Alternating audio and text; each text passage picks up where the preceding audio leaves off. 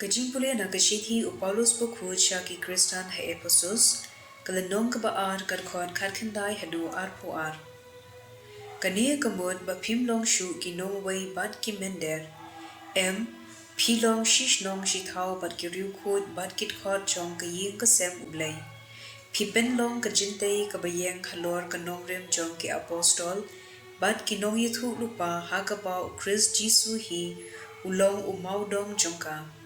Daw u la pendat lang ya kajintay baro kaway bad kasawan dur kum ka temple bukhuj how u try. How u yapi latay hakani ka temple bankal la long kajaka shong na kabenta ublay how u mensiam. Ka ktien jong u try. Kasam kadkandai kat khod iway hadu saw. Kibeneng kipen bana ya kaburom ublay bad kasahit beneng ka pen I ya kamati jung u.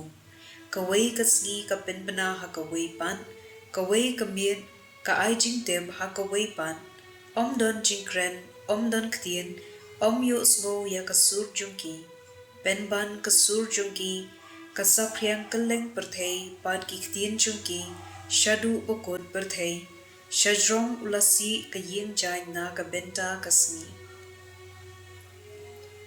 Ka gospel kat kung ulukas bokhud kilanong ka bahendriu, kadukhat khat ar hado khat hendriu.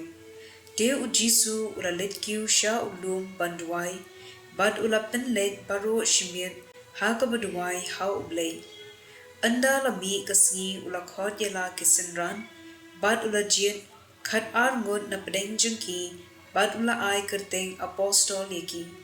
U Simon ya uba la ay kerteng Petrus, bad u parajung u Andreas, u Jacob bad u Ioannes, u Philip bad u Bartholomeus, u Matthews bad u Thomas, u Jacob khun u Alpheus bad u Simon, ya u balasin Bashirhem, u Judas khun u Jacob, bad u Judas Iscariot u Nongshed Killa.